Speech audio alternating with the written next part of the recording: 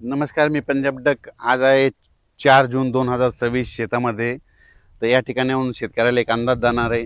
आजच्यानं complete 4 5 6 म्हणजे 4 दिवस पाऊस राहिलेला आहे. ज्यांची कामं असेल तर तुम्ही रोटायटर करून घ्या. राज्यामध्ये मात्र मी पहिल्यापासूनच म्हटलं होतं 7 ते 14 मध्ये राज्यात मान्सूनचा पाऊस येणार आहे. तर केरळला देखील मान्सून सक्रिय झाला आणि पुढं प्रवासाकडे निघालेला आहे. त्याच्यानंतर आता ते महाराष्ट्राकडे येणार आहे. मात्र 7 तारखेपासून काही भागात 7ला सुरुवात होईल, दक्षिण महाराष्ट्राकडे पुन्हा 8ला पुढं सरकल, 9ला पुन्हा आणखी पुढं सरकल, असं सरकत पुढं पुढं सरकणार आहे. म्हणून हा अंदाज सर्व मग 14पर्यंत महाराष्ट्राच्या बऱ्याच भागामध्ये मान्सून दाखल होईल, म्हणून हा अंदाज लक्षात यायचा. म्हणजे सांगायचं झालं तर 7 तारखेपासून ते 14 तारखेपर्यंत राज्यात बऱ्याच भागामध्ये मान्सून व्यापलेला दिसेल, म्हणून हे देखील लक्षात यायचं. पण राज्यात काय झालं की बराच प्रसार माध्यमातून म्हणतात की यावर्षी दुष्काळ पडणार आहे. तर तुम्हाला सांगतो, दुष्काळ वगैरे काही पडणार नाही. पाऊस थोडाफार कमी राहील, पिकं चांगले येतील. मात्र परतीचा पाऊस धुमाकूळ घालणार आहे, त्याच्यामुळे दोन्ही पिकं येणार आहे, रब्बी येणार आहे आणि खरीप पण येणार आहे. त्याच्यामुळे ही शेतकऱ्यासाठी सर्वप्रथम आनंदाची बातमी. पण काय झालं, बऱ्याच प्रसारमाध्यमातून म्हणतात की दुष्काळच पडणार आहे. तर तुम्हाला हे सांगत असताना सांगू इच्छितो, यावर्षी पावसाचं जेमतेम सरासरीचं प्रमाण सांगतो कसं पडणार आहे. जूनमध्ये थोडाफार कमी पडेल, पेरण्या होतील, म्हणजे पेरण्या 2 टप्प्यात होतील. एक होतील 7 ते 14 मध्ये होतील आणि नंतर काय होईल 20 ते 30च्या दरम्यान एक पेरणीचा टप्पा राहील. आणि त्याच्यामधून जर काही शेतकरी कोणाची वापसा नसली उरली तर मग 10 जुलै ते 15 जुलैमध्ये तिसरा टप्पा राहील. म्हणजे असे 3 टप्पे पेरणीचे राहणार. पहिल्यापासूनच मी सांगतो, म्हणजे 7 ते 14मध्ये ज्यांच्याकडे ईदभर ओल गेली तर ते पेरणी करते. आणि त्याच्यानंतर 20 ते 30मध्ये जिथं पाऊस पडला त्यांच्याकडे ईदभर ओली की ते पेरणी करते. आणि त्याच्यातून काही पाऊस नसला, ट्रॅक्टर नाही भेटलं, डिझेल नाही भेटलं, त्याच्यामुळे जर उरल्या तर 10 जुलै ते 15 म्हणजे असे 3 टप्पे पेरणीचे होते. पण शेतकऱ्याला सर्वप्रथम सांगतो, तुम्ही काय करा, पाऊस पडल्याच्या नंतर शेतामध्ये कुदळ घेऊन जा.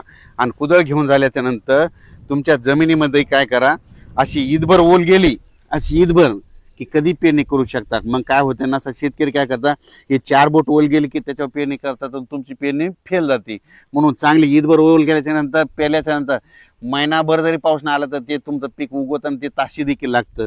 पण शेतकरी त्या भागामध्ये अशी म्हणजे आम्ही असं करतो, पाऊस पडला की आधी शेतात जातो तर जमिनीची ओल तपासतो किती गेली, आणि तेव्हाच आम्ही पेरणीचा निर्णय घेतो. म्हणून माझं म्हणणं आहे, शेतकऱ्यांनी पेरणी करत असताना स्वतःचा निर्णय स्वतःच घ्या. स्वतः शेतकरी खूप हुशार असतो, कारण की त्यांना आतापर्यंत त्याची जीवनच शेतीवर, म्हणून त्यांना पेरणी करायची की नाही ते ठरवतो. म्हणून हे लक्षात घ्यायचं. त्याच्यानंतर काय झालं की आता हे जे पाऊस आहे 7 तारखेला काय होईल, सुरुवात मात्र इकडून दक्षिण महाराष्ट्राकडून होईल. म्हणजे कोल्हापूर जिल्हा, सातारा जिल्हा, पुणे जिल्हा, त्याच्यानंतर इकडं अहिल्यानगर जिल्हा, बीड जिल्हा, धाराशिव जिल्हा, लातूर जिल्हा, परभणी जिल्हा, नांदेड जिल्हा, ह्या पट्ट्यामध्ये काय होईल, दक्षिण भागाकडून यावेळेस पाऊस येणार आहे.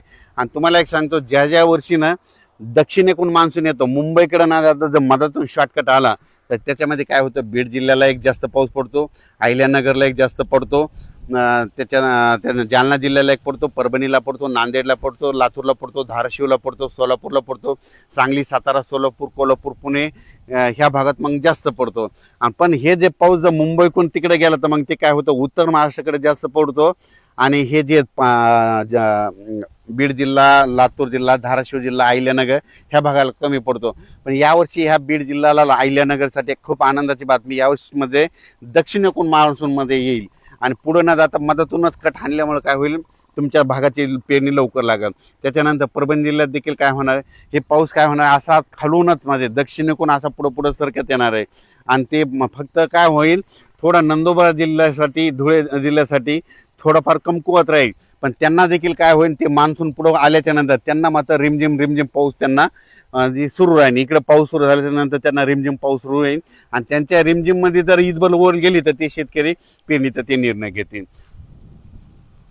करायला परत एक सांगतो, आमची इकडे परिस्थिती कशी, आम्ही ईदभर ओल गेली की पेरणीचा निर्णय घेतो. आपण आपलं जसं तुमच्या भागात कसं करतात तुम्ही तुमचा निर्णय घ्या. आणि पेरणीचा आम्ही पाऊस येण्याचं, पाऊस कसा येणार त्याचं काम सांगू, आणि तुम्ही तुमचा पेरणीचा निर्णय स्वतः घ्या. आणि बियाणे निवडत असताना आपल्या नातेवाईकाला, आपल्या स्वतःच्या अनुभवानुसार कुठं आपण स्वतः डोळ्याने पाहिल्यानंतर त्या बॅग निवडल्या तसेच बियाणे निवडा.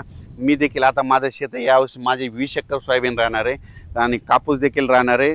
आणि यावर्षी जवळपास 30 एकर शेतामध्ये कापूस देखील आहे, सोयाबीन देखील मी पेरणार आहे. आणि पेरणी करत असताना तुम्हाला त्याचा व्हिडिओ देखील देणार आहे. आणि कापूस मी ज्या धूळ पेरणी करणार आहे त्याचा देखील तुम्हाला व्हिडिओ देणार आहे. मी माझं कसं स्वतः निर्णय घेतो, तुम्ही तुमचे स्वतः निर्णय घ्यायचे शेती करत असताना. 7 जूनपासून जे काय होईल तसं तर 6 तारखेला वातावरणात बदल होईल, पण 7 जूनला काय होईल ते वातावरणात बदल होईल. लगेच मान्सूनचा पाऊस बऱ्याच भागामध्ये आलेला दिसेल. मग ते पाऊस मग काय होईल, दक्षिण महाराष्ट्राकडून जे इकडून आल्याच्या नंतर मराठवाड्याकडे येईल, पुन्हा विदर्भाकडे, ह्या इकडं यवतमाळ जिल्हा, नांदेड जिल्हा, चंद्रपूर, वर्धा, नागपूर, भंडारा इकडं असंच जाईल. तसा पुढं ते अमरावतीकडे सर्कल, अमरावतीकडून बुलढाण्याकडे जाईल, बुलढाण्याकडून इकडे जळगावकडे जाईल, धुळ्याकडे जाईल. आणि त्याच्यानंतर संभाजीनगर हे असा भाग बराच म्हणजे अहिल्यानगरपासून हे असा भाग जवळपास ह्यामध्ये 14 तारखेपर्यंत कव्हर करून जाईल. आणि मान्सूनच्या पावसामध्ये जमिनीमध्ये ईदभर ओल गेली तर तुम्ही तुमचा निर्णय घ्यायचा, पेरणीचा निर्णय तुम्ही घेऊ शकता. अचानक वातावरण बदललं तर उद्या एक लगेच मेसेज दिला जाईल. धन्यवाद.